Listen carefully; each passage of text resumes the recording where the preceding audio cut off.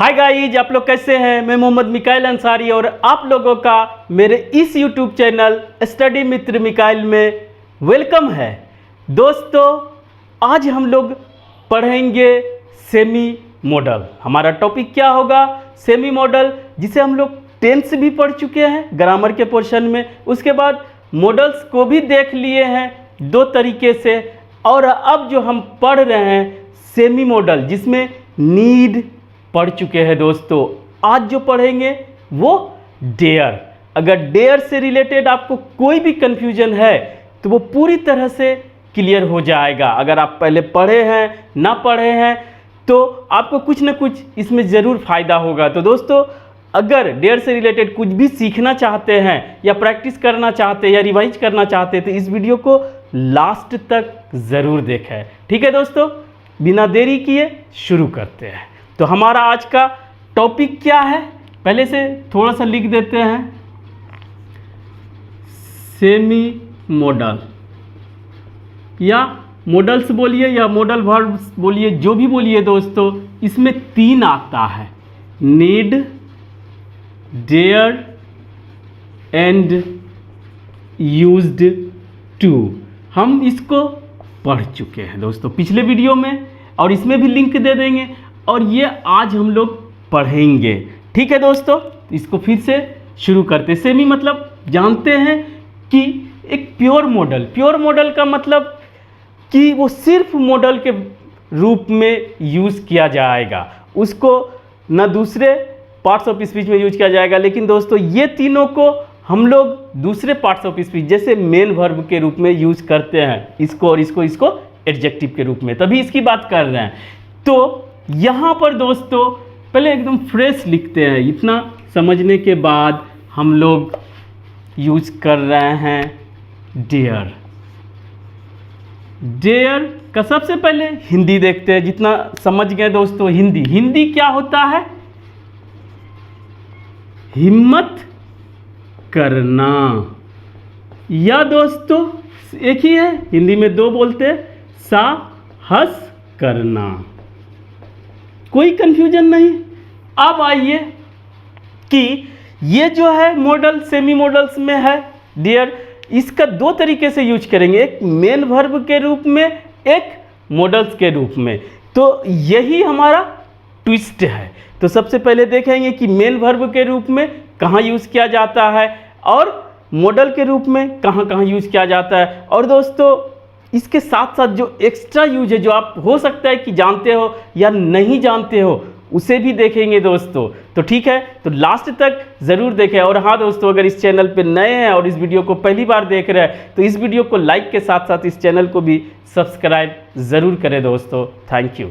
आइए शुरू करते हैं। तो सबसे पहले हम लोग देखेंगे कि एज ए मेन वर्ब के रूप में, मेन पूरा लिख देते हैं, मेन वर्ब के रूप में कहाँ कहाँ यूज होता है। तो जैसे दोस्तों सिंपल, हिम्मत करना या साहस करना।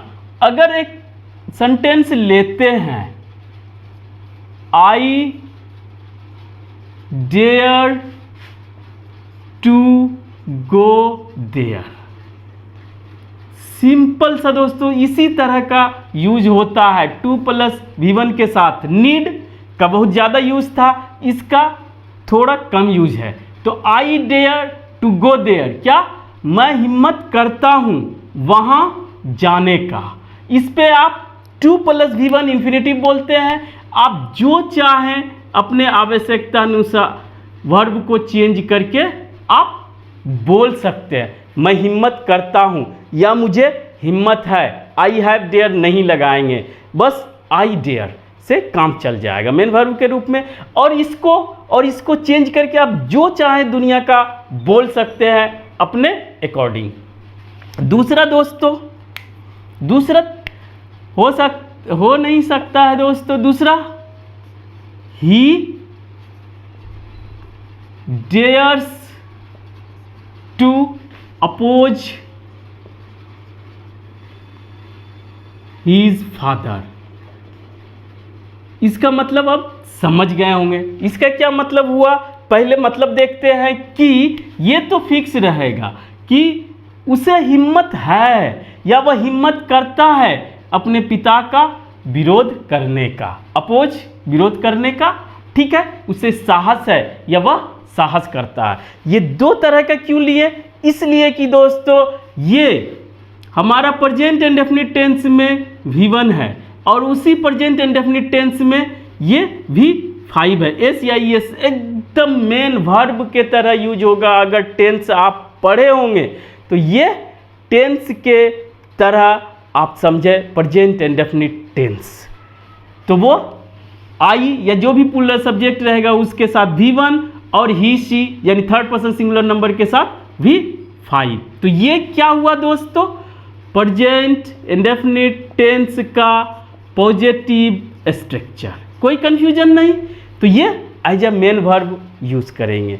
अब क्या ये पास्ट में भी आप मेन वर्ब के तरह यूज कर सकते हैं। पास्ट में क्या होगा अगर इसी को बनाते हैं तो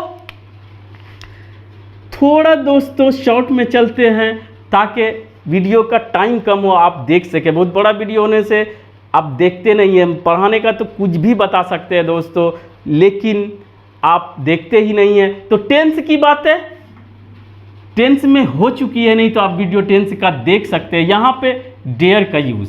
तो दोस्तों पास्ट में जाने के लिए सिंपल है, यहीं पे कर देते हैं दोस्तों। पास्ट में क्या होता है?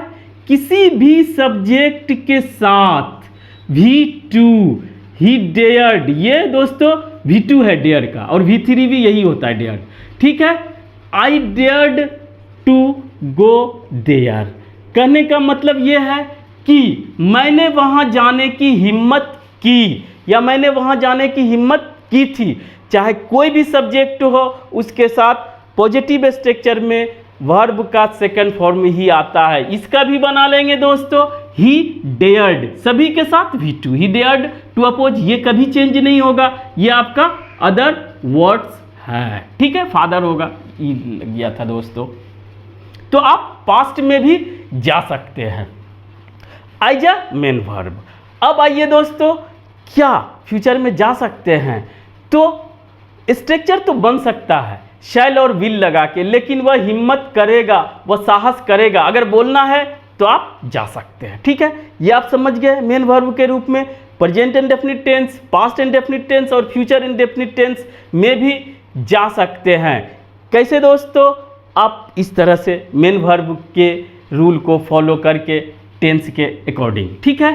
अब आइए, अगर इसका निगेटिव बनाना हो और यहीं पे जान लेते हैं कि प्रेजेंट इंडेफिनिट टेंस से जाता है, इंडेफिनिट टेंस कंटीन्यूअस टेंस में ये नहीं जाता है, कोई भी नहीं जाएगा। परफेक्ट ले जा सकते हैं लेकिन ये इंडेफिनिट में ही आप यूज करें, सभी सेंस आ जाता है। इतना भी समझ गए, ये कंटीन्यूअस टेंस में नहीं जाता। अब इसका मेन वर्ब के रूप में निगेटिव, आप जानते हैं कि निगेटिव कैसे बनाया जाता है। निगेटिव बनाने के लिए दोस्तों आप क्या करते हैं? हम पहले प्रेजेंट में लेते हैं। प्रेजेंट में डू डज डिड लगाते हैं, आप जानते हैं। आई के साथ डू लगता है और नोट। निगेटिव बनाने के लिए short form, I don't dare to go there, मुझे वहां जाने की हिम्मत नहीं है या मैं वहां जाने की हिम्मत नहीं करता हूं, ठीक है दोस्तों। दूसरा, ही के साथ चूंकि इसका एस हट जाता है तो लग जाता है डजंट डेयर, ये V1 ही आ जाता है। To oppose his father. तो ये हो गया दोस्तों। आप निगेटिव भी इजीली बना लेंगे। कैसे? यहां तक में क्या हुआ? हमारा मेन वर्ब ही हुआ और ये V1 ही रहेगा। तो निगेटिव भी जा सकते हैं। क्या इसका इंट्रोगेटिव जा सकते हैं? यस, आप इंट्रोगेटिव भी जा सकते हैं। इंट्रोगेटिव में क्या करेंगे, ये क्यों बता रहे हैं कि इसी पे बेस्ड हमारा मॉडल के तरह यूज है, इसीलिए दोस्तों।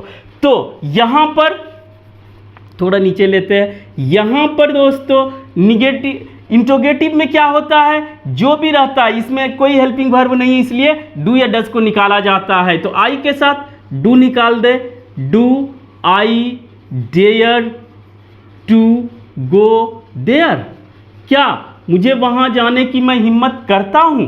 दूसरा दोस्तों इसमें डज निकाल दे, डज ही, और यहां पर डेयर ही रहेगा V1। ये टेंस की बातें हैं दोस्तों। V1 to oppose his father. इस तरह से आप पहले सुन लीजिए कि पॉजिटिव स्ट्रक्चर में ये इंडेफिनिट टेंस में जा सकता है, निगेटिव भी इंट्रोगेटिव भी as a main verb use कर सकते हैं तीनों टेंसेज में। अब आइए कंटिन्यूअस में ये नहीं जाता है, तो आप यहीं तीनों से present indefinite tense, past indefinite tense, future indefinite tense का पॉजिटिव, निगेटिव, इंट्रोगेटिव से आप सभी सेंस को लगभग आप बता देंगे। अब आइए ट्विस्ट कहाँ पे आता है कि हम लोग कैसे इसको मॉडल वर्ब के रूप में यूज करेंगे।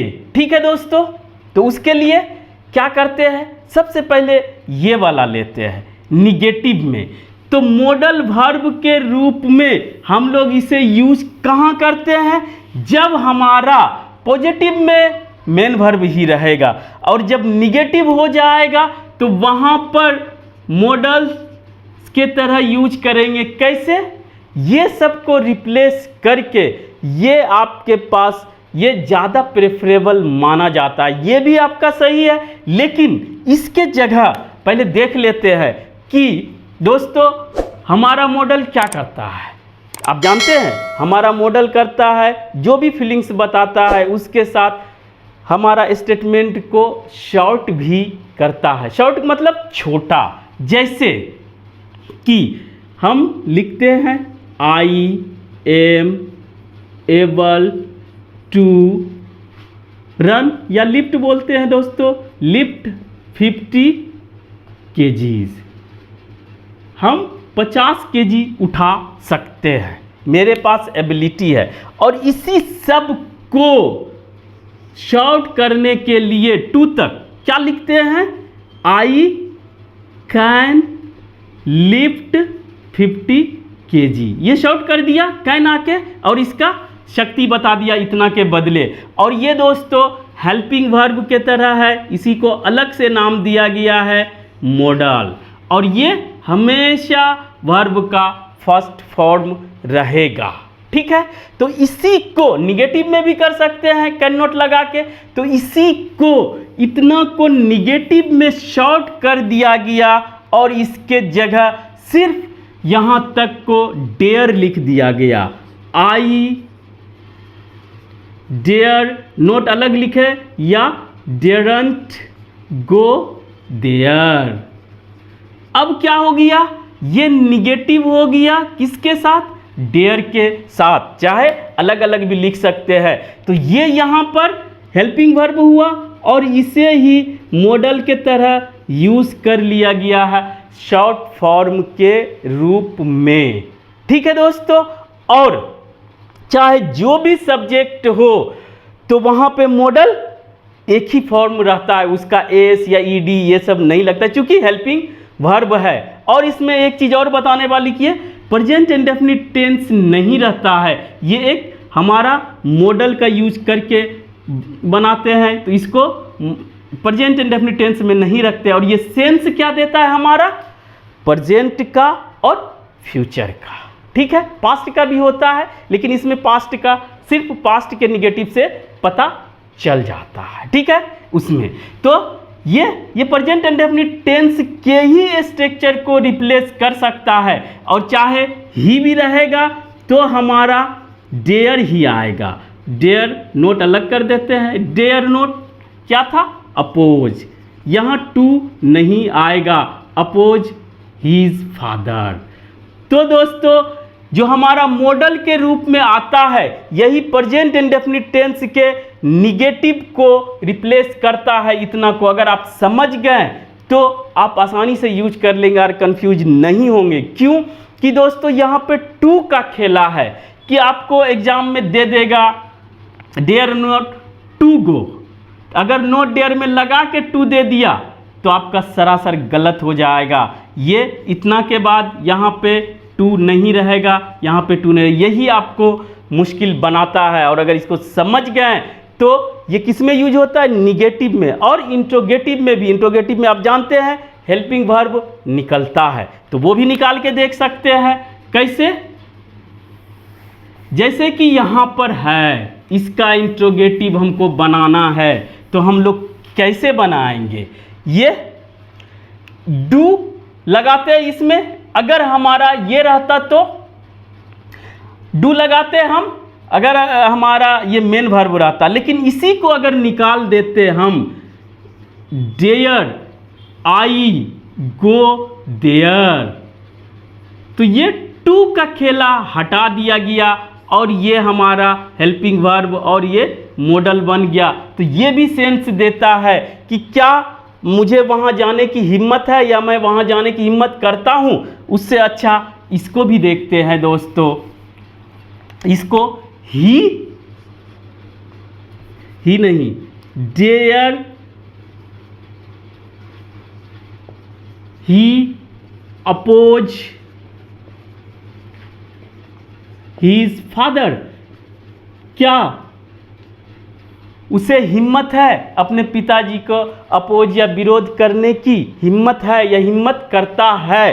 तो दोस्तों यहाँ पर आप डेयर निकालेंगे, ये डेयर्स या कुछ नहीं लगाएंगे या इसके पहले टू नहीं देंगे, तो क्या हुआ, मेन वर्ब के रूप में ये present indefinite tense, past indefinite tense, future indefinite tense का पॉजिटिव, निगेटिव, इंट्रोगेटिव सब जगह जा सकता है। लेकिन दोस्तों मॉडल के रूप में या हेल्पिंग वर्ब के रूप में जब यूज करेंगे तो निगेटिव में और इंट्रोगेटिव में, और किसका, प्रेजेंट इंडेफिनिट टेंस का। लेकिन वो जब मॉडल के तरह यूज करेंगे तो वो प्रेजेंट इंडेफिनिट टेंस नहीं रह जाता है, वो हमारा प्रेजेंट और फ्यूचर का सेंस दे देता है। तो ये रहा हमारा मॉडल के तरह यूज, इसीलिए सेमी मॉडल कहा जाता है। इसके अलावा भी स्पेशल यूज है दोस्तों, उसे भी देख लेते हैं, वो भी आपको अच्छा लगेगा। तो वो क्या है दोस्तों, एज अ मेन वर्ब एक और यूज इसमें करते हैं, वो क्या होता है, डेयर का मतलब हो जाता है चुनौती देना या दोस्तों ललकारना, ये। और इसको इंग्लिश में इसका सिनोनिम्स बोले तो ये हो सकता है चैलेंज। ठीक है दोस्तों, तो इस तरह से आप इसका यूज करते हैं स्पेशल स्ट्रक्चर के रूप में। वो क्या है, वो बहुत इंटरेस्टिंग है दोस्तों, अगर यहाँ तक देखें तो और थोड़ा सा 1-2 मिनट देख ले दोस्तों। वो होता है हमारा कोई सब्जेक्ट हो जो चुनौती दे रहा हो, सब्जेक्ट के लिए 1 की जरूरत नहीं, उसके बाद डेयर, उसके बाद दोस्तों जो जिसको चुनौती दे रहे हैं, उसके बाद 2 + V1 + अदर वर्ड्स। कहने का मतलब ये है कि जो चुनौती देता है, चैलेंज करता है, ललकारता है, वो पहले रहता है और ये मेन वर्ब के रूप में होता है, इसीलिए ये प्रेजेंट, पास्ट सब में जा सकता है, चाहे वो पॉजिटिव हो, निगेटिव हो, इंट्रोगेटिव हो। ये हम मेन वर्ब के तरह बात कर रहे हैं दोस्तों, ठीक है।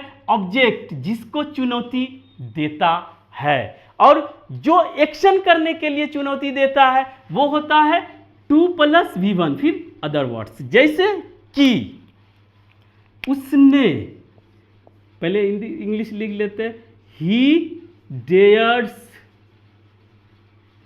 मी टू विन द रेस। क्या हुआ मतलब, पहले वह चुनौती देता है, डेयर्स V5 आ गया, प्रेजेंट इंडेफिनिट टेंस की तरह मेन वर्ब है, किसे, मुझे। वह हमेशा के लिए ऑलवेज लगा सकते हैं, he always dares me to win, जीतने के लिए, द रेस। वह हमें मैं या रेस जीतने के लिए चुनौती देता है, ललकारता है, ये सेंस। ठीक है दोस्तों, इस पे एक चीज़ आप समझ सकते हैं अच्छे से कि आपने 3 इडियट्स फिल्म अगर देखा होगा तो उसमें होता है कि एक जो साइलेंसर रहता है, जो तीनों ये नहीं होता,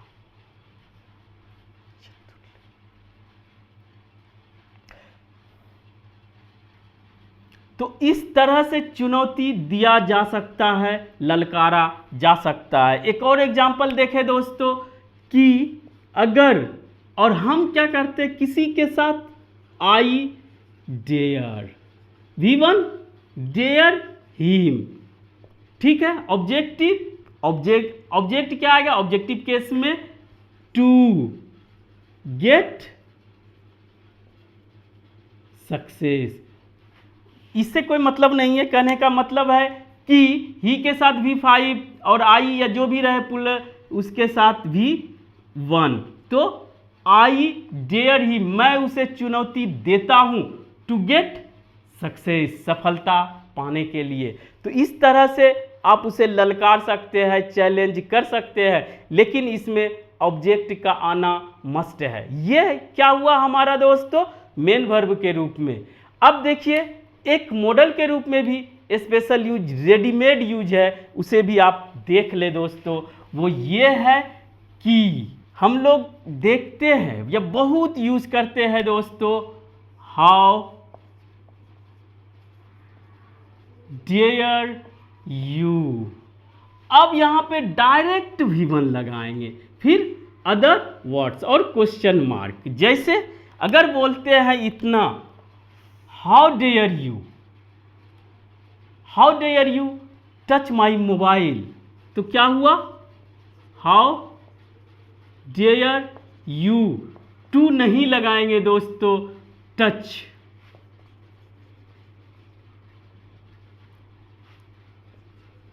माई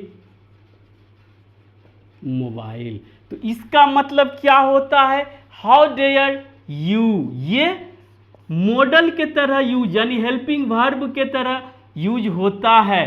तो यहां पर हेल्पिंग वर्ब है तो मेन वर्ब V1 डायरेक्ट आएगा, टू हमारा नहीं होगा। ठीक है दोस्तों, इसलिए इसको नहीं दें। How dare you touch my mobile, तो इसका मतलब होता है तुमने हिम्मत कैसे की। तो ये रेडीमेड है, आपको लगेगा कि पास्ट की बातें है, लेकिन दोस्तों ये हमारा प्रेजेंट या उस टाइम में बोलते हैं हाउ डेयर यू, उसके बाद जो भी लगाए एक्शन को लगा दे। जैसे हाउ डेयर, दूसरा भी आ सकता है him, he, how dare you, ही बोला जाता है ज्यादा। How dare you sit here, यहां बैठने की तुम हिम्मत कैसे किए या करते हो, लगेगा पास्ट की, लेकिन ये दोस्तों प्रेजेंट इंडेफिनिट टेंस का ही सेंस देता है। यानी प्रेजेंट इंडेफिनिट टेंस कहे चाहे ना कहे, ये प्रेजेंट का ही सेंस देता है।